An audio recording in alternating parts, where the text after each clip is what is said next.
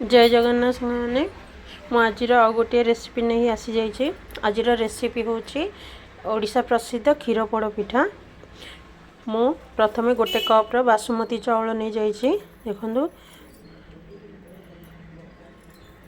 तक बर्तमान 2 ରୁ 3 थर भल भाव धोईदेव और 4 ରୁ 5 घंटा सो करदे। चाउल को भिजई रखि 4 ରୁ 5 घंटा हो गलानी। एबे आमे आको भल भाव चिकन करी बाटी नेबा। मो ग्राइंडर जार को सब चाउल को भल भाव धोईकी बाहर करी नीची। एबे आमे आहिरे किछि क्षीर देबा।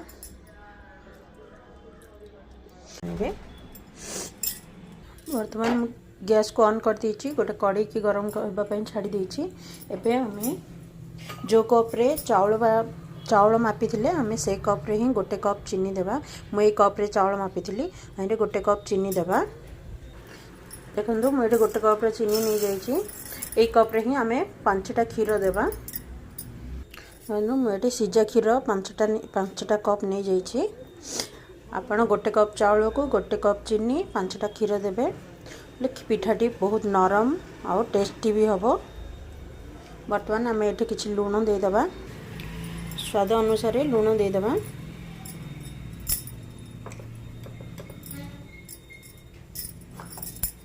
मुझे काटी रखिथिबा किछि कसी नड़िया नहीं। आपण कहल नड़िया ही नेबे। नेले पिठाटी आउ टिके सॉफ्ट हबो और टेस्ट भी लागिवो। बहुत टेस्ट लागिवो।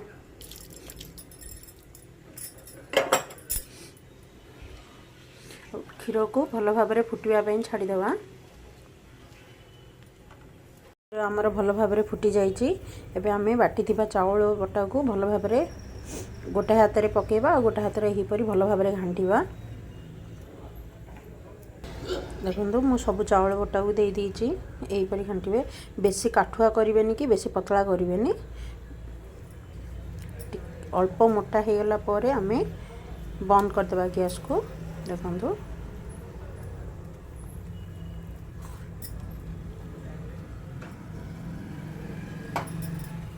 देखो आमर जंतुणी हो जाइए भल भाव यहीपरी रखिए।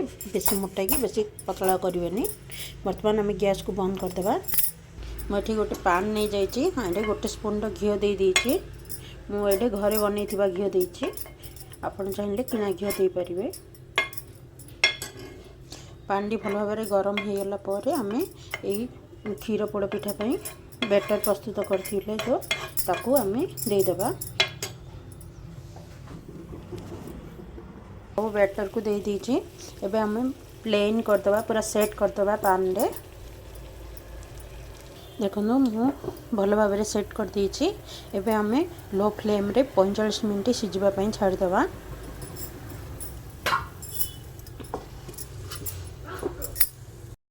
मु गैस को ऑफ कर दीची।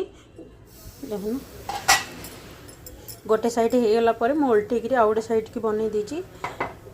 देखो कलर केमती आमती सॉफ्ट होची। प्रस्तुत हो गला आमर क्षीर पोड़ पिठा।